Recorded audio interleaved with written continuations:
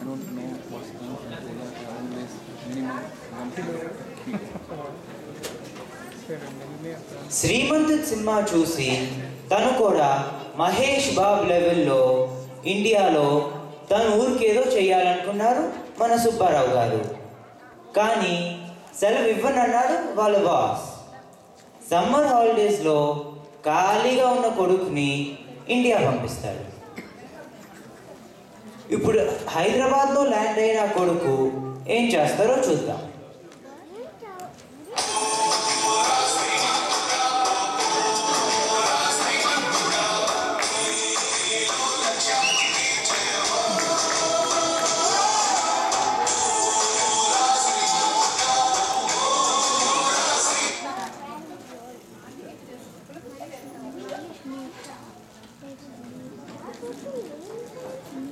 అబ్బా, మా నాన్న నన్ను వెళ్ళమంటే ఏదో మహేష్ బాబు లాగా ఫీల్ అయిపోయి వచ్చేసాను ఇక్కడికి. టైం 7 అయింది.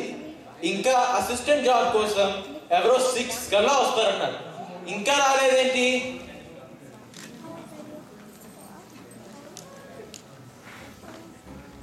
నమస్కారం సార్, బాగున్నారా? నమస్తే నమస్తే. ఎవరయ్యా నువ్వు? అలా ఇన్సల్ట్ చేస్తారేంటి? ఏదో పాపం అమెరికా నుంచి వచ్చాడని, మీ దగ్గర అసిస్టెంట్ గా చేరాలని మా పనులన్నీ ఆపేసుకుని ఇక్కడికి వస్తే. ఓహో, నువ్వా? సారీ అమ్మా, ఏదో తెలియక అలా అన్నా. నీ పక్కన ఉన్నది ఎవడు? వాడు నా అసిస్టెంట్ సార్. వాడు లేకుండా నేనేమీ చేయను. ఓహో, అయితే బై 1 గెట్ 1 ఫ్రీ ఆఫర్స్ ఇండియాలో కూడా ఉన్నాయన్నమాట. నమస్తే సార్, ఇదిగోండి అప్లికేషన్, తీసుకోండి. ఇదేంటి అంత ఖాళీగా ఉంది? అదా, మరి మీకేం కావాలో నాకేం తెలుసు సార్, అందుకే రాయలే. మీరు రాసుకోండి, మీరేం రాసుకున్నా నాకు ఓకే. అది కాదయ్యా, అది మీ చేతులతో మీరే ఫిల్ చేయాలి, నేను చేయకూడదు. సరే, పెన్ అయినా ఇవ్వు. ఇంతోటి జాబ్కి పెన్ కూడా కావాలి మరి. ఏ, మీ దగ్గర పెన్ కూడా లేదా? అక్కడ ఉంది, తెచ్చుకో.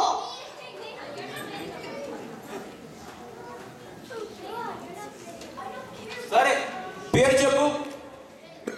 పండుగ. వీడు కొడితే దెబ్బీర్ తగలదు. ఏంటి పండుగల? వీడు కొడితే దెబ్బ తగలదా? అదేం పేరు? అది నా ముద్దు పేరు సార్. ఇప్పుడు సినిమా టైటిల్స్ అన్నిటికీ ఒక ట్యాగ్ లైన్ ఉన్నట్లే. ముద్దు పేర్లు, అద్దె పేర్లు నాకొద్దు. నీ అసలు పేరు చెప్పి తగలడు. మీకు అంత సరదాగా ఉంటే సరే రాసుకో. నా పేరు చెప్పరా శ్రీ? రెడీనా? చెప్పు. వీర వెంకట గోవింద సత్యనారాయణ సాయి తేజ సూర్య లక్ష్మి భగవతి శారద సరస్వతి నరసింహ ఏడు కొండల ప్రసాదరావు. ఇంతేనా? ఇంకేమన్నా ఉందా?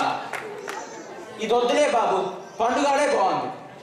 మరి నేను ఫస్ట్ చెప్పింది అదేగా. సరే, మీ నాన్న పేరు? సమరసింహారెడ్డి. మరి మీ అమ్మ పేరు కడపరెడ్డమ్మా? కాదు సార్, తెలంగాణ శకుంతల. వాళ్ళ నాన్నది రాయలసీమ, అమ్మది తెలంగాణ. సరే, మీ ఏజ్ చెప్పు. అసలుదా ఫేస్బుక్ లోదా? మళ్ళీ అదేంటి? అదా, మరి ఫేస్బుక్ లో అఖిలేని అఖిల్ ఫోటో పెట్టాడు కదా సార్, అందుకే మ్యాచింగ్ కోసం అఖిలేష్ పెట్టాడు. మరి అదెందుకు? అదన్నీ నాకెందుకయ్యా? నీ అసలు ఏజ్ చెప్పు.